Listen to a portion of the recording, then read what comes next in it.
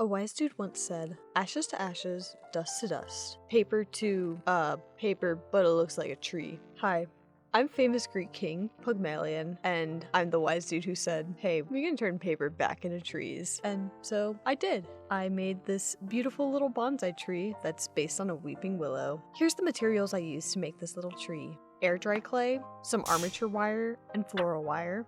Polymer clay, of course, paper, some paint, and you can't forget the most important ingredient, love.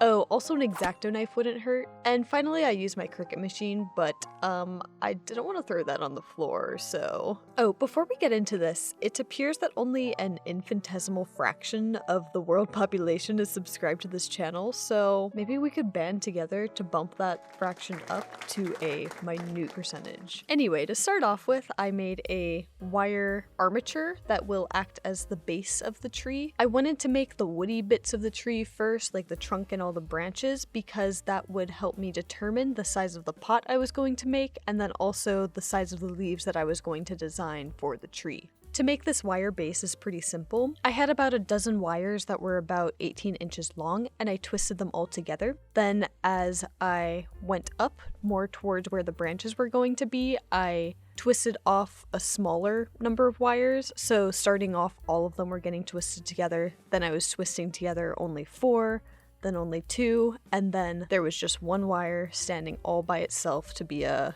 sad little lonely branch. I had one wire that was longer than all the rest, and this one I used to support the whole structure while I was putting clay on and painting the bark later. Once I had the base of the armature in place, I added some thinner floral wire, and this was to make the smaller branches and the twigs. For each branch, I had about 3 or 4 smaller twigs branching off of it so that the canopy would be pretty full later on. While in reality, twigs would usually point more up towards the sun, I had these twigs and branches slightly more parallel to the ground, and this was so that the canopy would appear fuller. Doesn't need to be a one-to-one replica of a tree.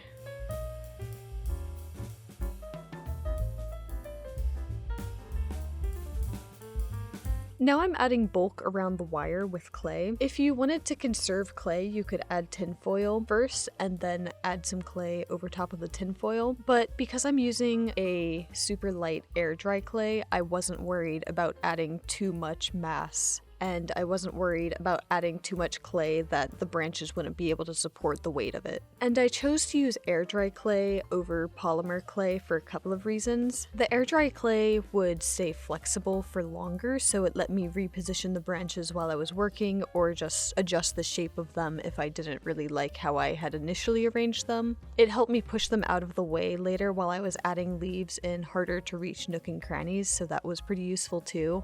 And also, like I said before, it was just lighter, so I didn't need to have as robust of an armature. And making armatures is always my absolute least favorite part of making a sculpture, so I wanted to make that part take as little time as possible.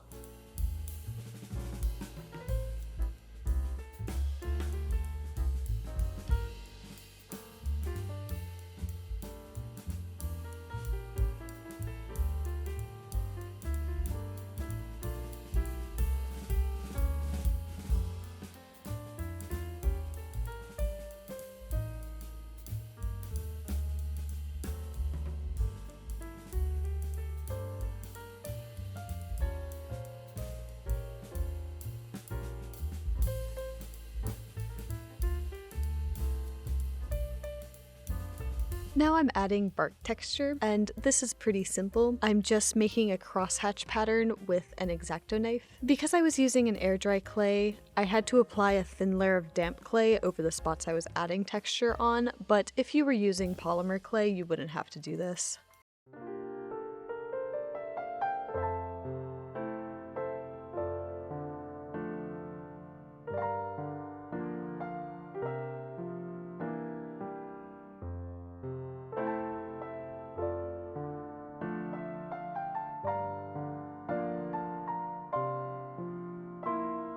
To add color to the bark of the tree, I used this random calligraphy ink that I got for Christmas like 5 years ago when I decided I was going to be a calligraphy master. I still can't write capital T's in cursive, so well, at least this calligraphy ink is being useful now. This ink gave the bark a really nice reddish undertone. Willow trees in the wild are really more of like a grayish brown, but I thought that the reddish bark would contrast nicely with the green of the leaves.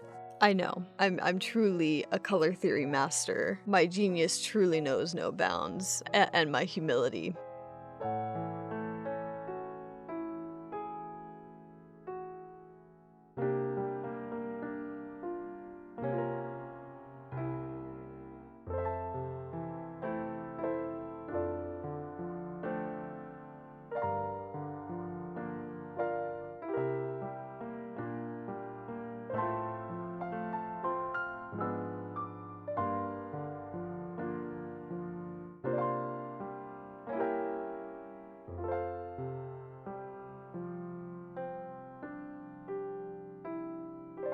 Now I'm going in and adding some highlights. I'm using a white acrylic paint that has a tiny touch of brown added, so it isn't too bright of a highlight. To highlight the bark, I'm using a dry brushing technique, so after I coat my paintbrush, I wipe the majority of the paint off on a paper towel, and then gently apply the paint. I made sure to stroke the brush perpendicular to the grain of the bark so that the paint wouldn't really seep into the crevices of the bark texture, since that would kind of defeat the point of highlighting if the low areas are really bright. And also I dabbed off any highlights that were a little bit too bright with a dry paper towel.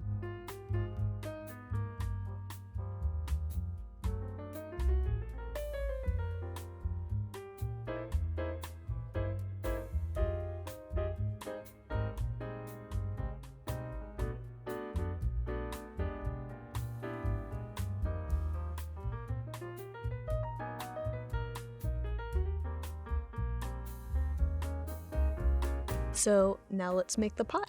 After some trial and error, I made this rough template in Illustrator, which I printed out onto cardstock with my Cricut machine. I used this template to cut out the sides and bottom of the pot on a sheet of black polymer clay that I rolled through the thickest setting of my pasta machine.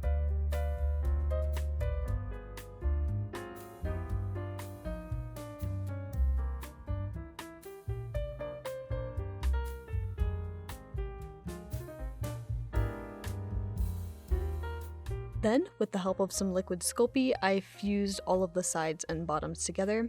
I wasn't really worried about this being smooth because I was just trying to make the base of the structure.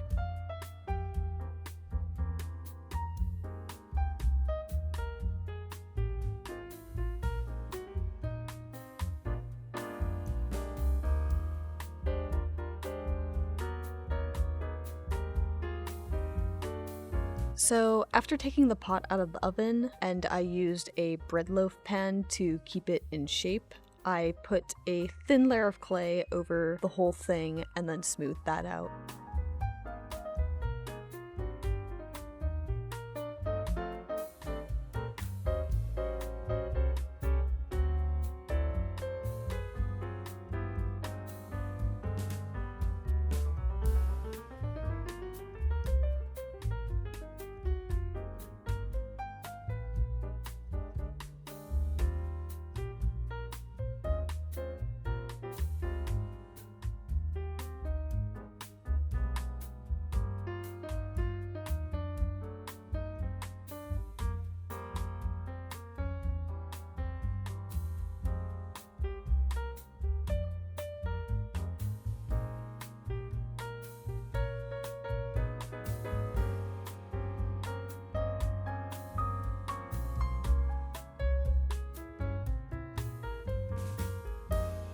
I decorated the pot with a meander pattern that I mocked up in Illustrator and then also printed out onto cardstock with my Cricut machine because I wasn't trying to freehand that.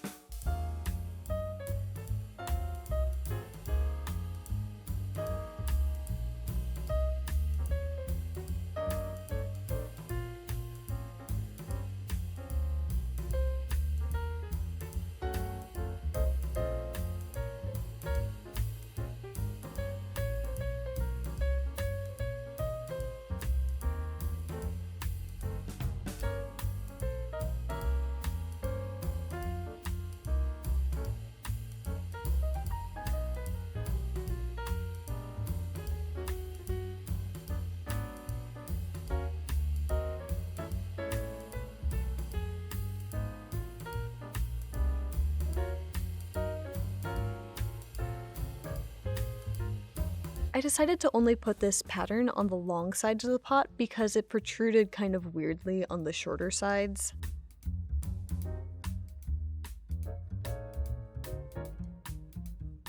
So I just linked up the meander patterns with a thin line.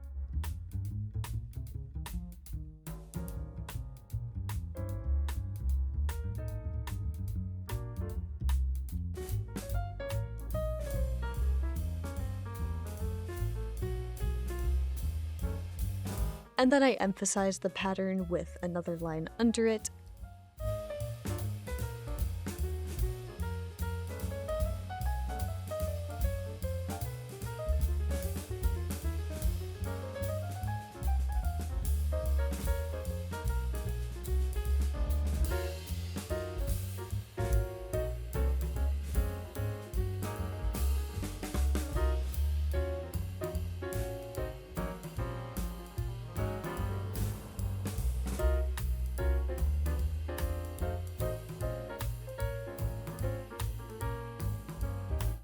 Then I added a lip of clay on the top of the bowl.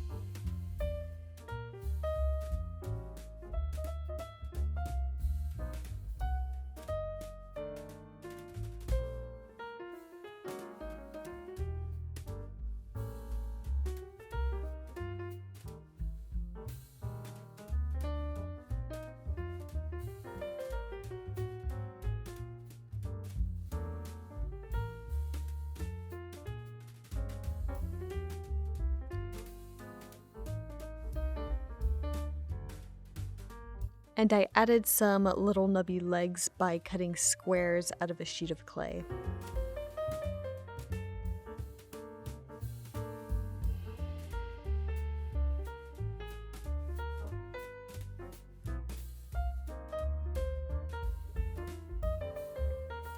Then I painted the pot with various shades of blue acrylic paint. I was going for a sort of ceramic glaze look, so after I added a thin layer of paint, I dabbed it off with a paper towel, which left uneven splotches of the paint, and then the different shades would layer in an interesting way.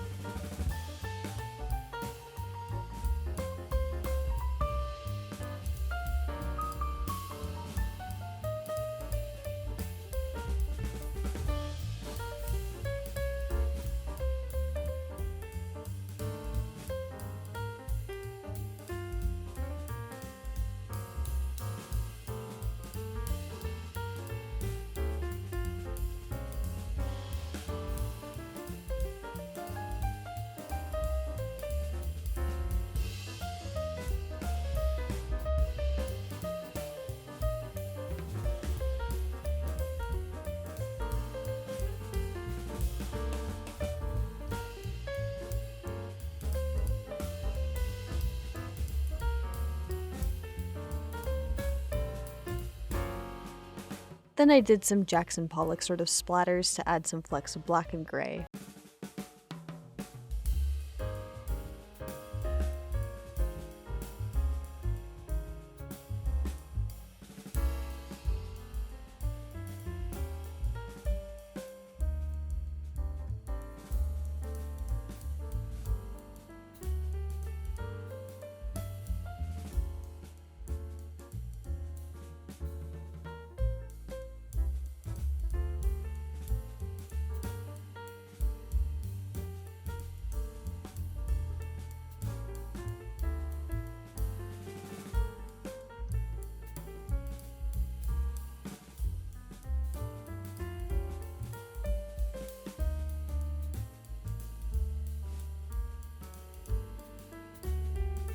After all the paint dried, I glazed it with UV resin.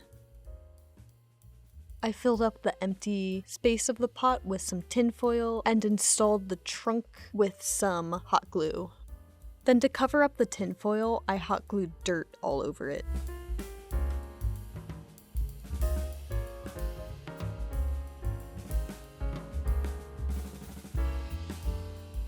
Now finally, let's get to the leaves. I cut all the leaves out with my Cricut machine, but first I had to design them. For that I traced a random willow leaf I just found on Google Images. So I am a sculptor, not a 2D artist, so I will use every crutch I can get when it comes to the mysterious realm of 2D.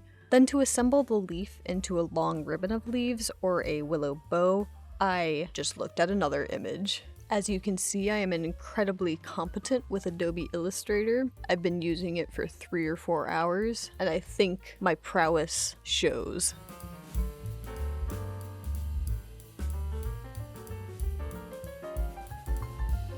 I cut out a few different sizes of the willow bow to determine which one I like the best.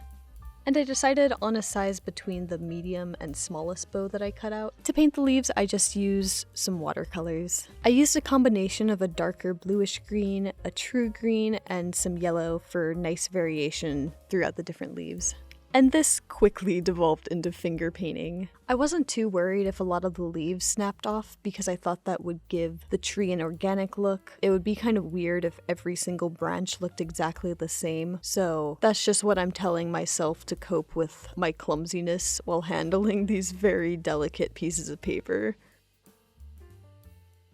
And finally, I glued all the leaves onto the branches.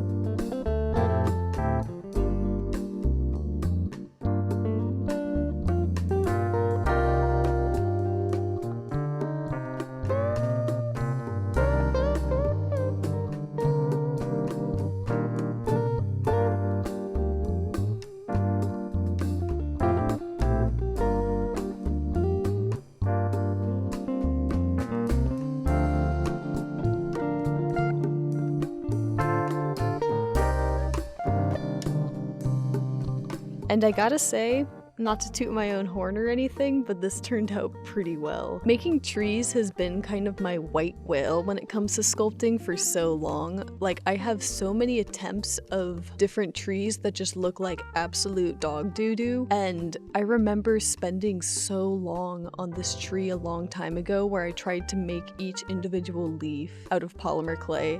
And it looked like so bad, it was so hard to make, and it was so delicate. Like, there were just tiny little leaves all over my apartment floor because the leaves would just constantly shed whenever someone looked at this little tree. Man, it was so awful, but I'm really glad I figured out how to finally make a tree that I'm happy with. And I hope you are happy with it too. And if you are, make sure you leave a like. And if you think this one also looks like dog doo-doo, you can leave a dislike.